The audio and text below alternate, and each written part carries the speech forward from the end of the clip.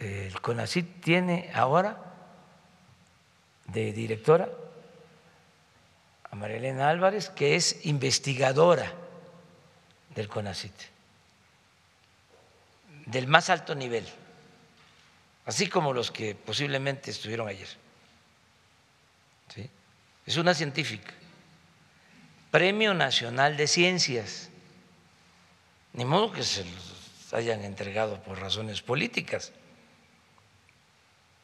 porque se lo entregaron creo que el año pasado o hace 2 años. Premio Nacional de Ciencia. Sin embargo, habían excesos, abusos, corrupción en todo lo relacionado con el CONACYT, y ella puso orden y se creó este mal ambiente. Pero los científicos y cualquier ciudadano, cuando recibe información,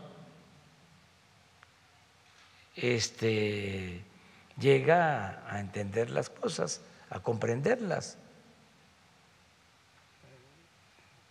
Cualquier ciudadano, porque también eso hay que tomarlo en consideración. O sea, es tan inteligente un campesino como un científico, porque se piensa que el nivel académico es lo que da la inteligencia. Hay veces que son eminencias y al mismo tiempo son neófitos en cuestiones sociales o políticas. Es que no tienen por qué saberlo todo, no tienen por qué ser todólogos, saberlo todos. Si leen en un periódico de la prensa conservadora de que se está afectando a los científicos, por muy inteligente que sean, pueden creerlo y tragarse. ¿No es cierto entonces? ¿Usted No es cierto. No es, la mano tendida hacia la ciencia? A mí me ha tocado verlos, gente que supuestamente está muy bien informada. ¿Sí? Bueno, con todo respeto, no los estoy comparando a ellos, pero los que llevaron a México al desastre, todos casi científicos, graduados en universidades del extranjero, doctores, y miren cómo está el país. Entonces, no significa que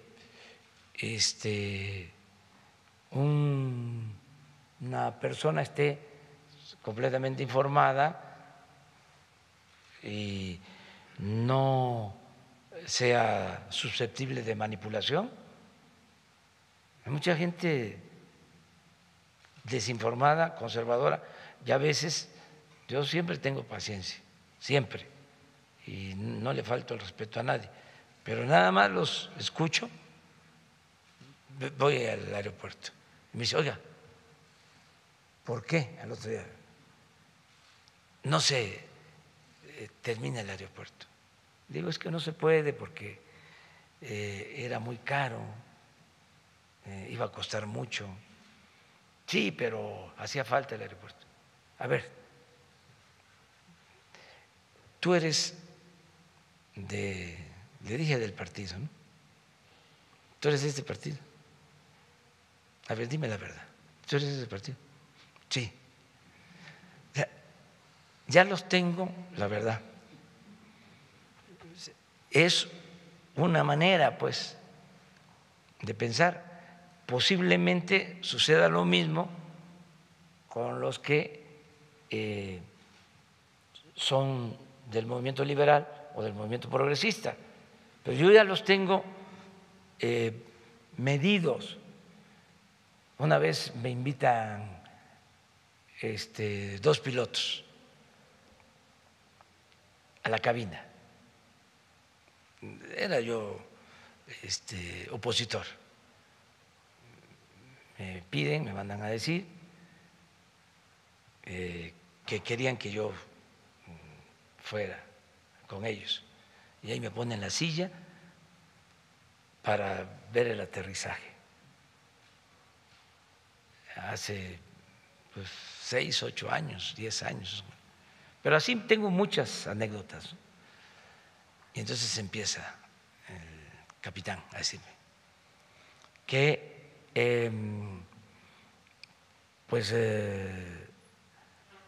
no estaba de acuerdo conmigo, pero que él aborrecía al PRI.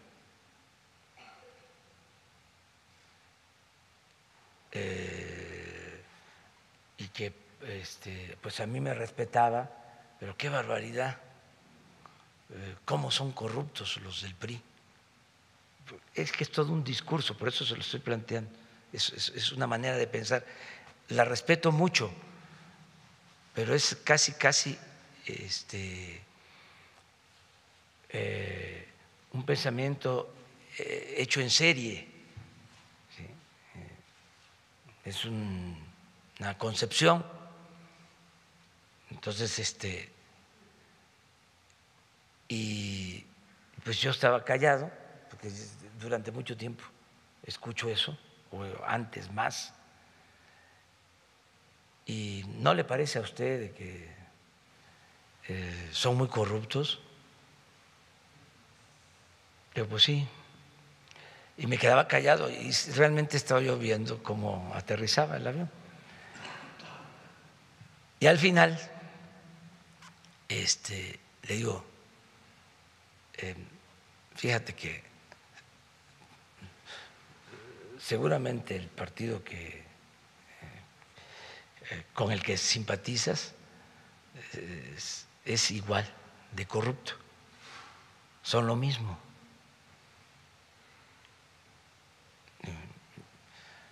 Mira, esa terminal, estábamos llegando, la construyeron los del partido que tú piensas que no son corruptos.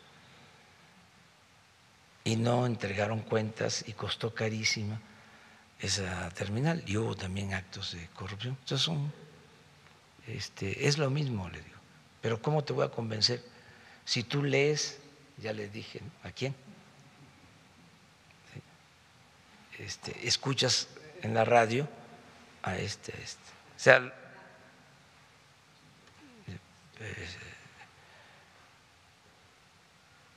entonces se quedó callado y ya me fui a mi lugar, o sea, para sacar mis cosas, y ya vengo y está en la puerta esperándome con una tarjeta.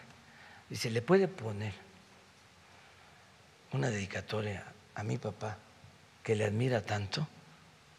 Digo, sí. Tu papá es un hombre inteligente, le digo. Pero ese es el asunto, o sea, no digo que sea así, sino que, bueno, ¿cómo fue la campaña Peligro para México? Finao Monsiváis decía de que una trabajadora doméstica comentaba, yo no quiero a López Obrador, no quiero. Y le decía a la señora de la casa, ¿y por qué? Si está diciendo que va a ayudar a los pobres, ¿por qué tú dices que no lo quieres?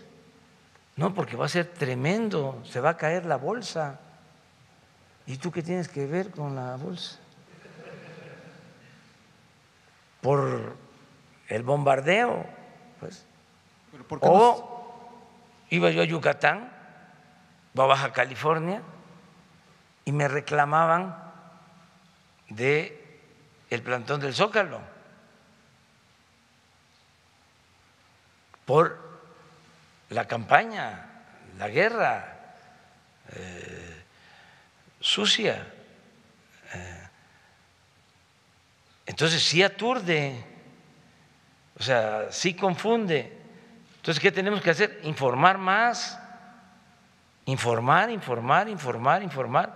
y ser respetuosos, porque también no podemos pensar que todos van a estar con nosotros, no puede haber pensamiento único, tiene que haber oposición.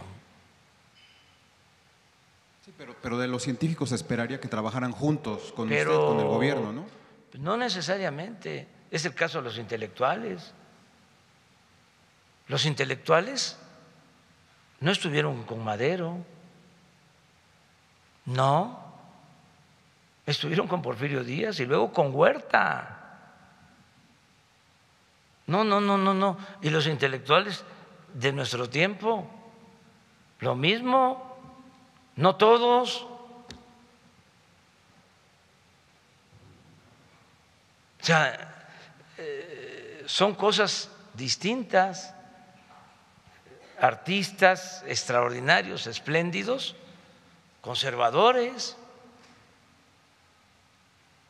intelectuales de primera. Yo, la verdad, es que pues, un escritor conservador lo leo, lo reconozco y lo que hago es que no coincido en sus posturas políticas.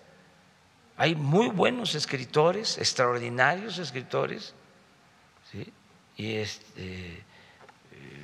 que son retrógradas. O sea, no el hecho de tener un nivel académico significa, ¿sí?, que van a tener una actitud cívica o van a tener conciencia de lo importante de un cambio, de una transformación. Por eso se requiere una auténtica reforma educativa. ¿Qué hicieron los tecnócratas? Hicieron a un lado la ciencia social, la ética, el civismo. Entonces, con todo respeto, yo, ¿para qué quiero un científico que aprende y que es una eminencia en hacer una bomba atómica para destruir?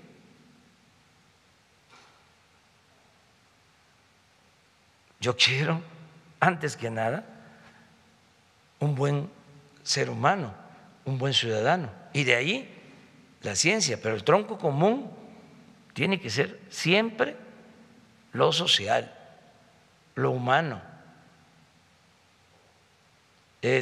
y también no confundir educación con cultura.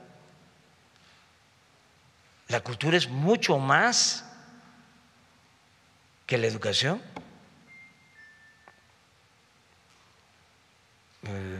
La novela de Mario Puzo, El Padrino, bueno, mandaba a sus hijos, a uno de ellos sobre todo, a estudiar en universidades del extranjero. ¿Y eso qué?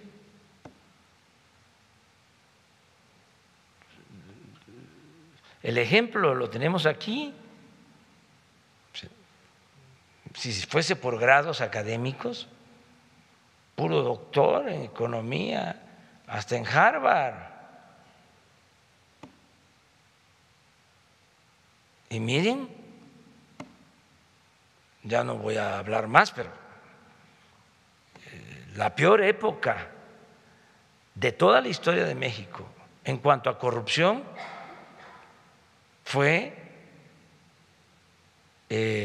la que padecimos con gobiernos manejados por profesionales graduados en universidades del extranjero. de las más famosas, la peor época de saqueo en toda la historia. Entonces eso pues es relativo, para decir que no sirve, ¿sí? No es eso lo más importante. Morelos era un cura de pueblo y le decía a Andrés Quintana Roo, que era abogado, cuando le estaba dictando el texto de los sentimientos de la nación: ponga ahí, licenciado, usted, que es un hombre de letras, que se modere la indigencia y la opulencia. Ponga ahí, licenciado, usted que está preparado, que se eleve el salario del peón. Ponga ahí, licenciado, que se eduque al hijo del campesino y al hijo del barretero como al hijo del más rico hacendado. Y Andrés Quintana Roo, que era un abogado extraordinario, decía: señor, si es que lo que usted me está dictando, ¿sí?, no requiere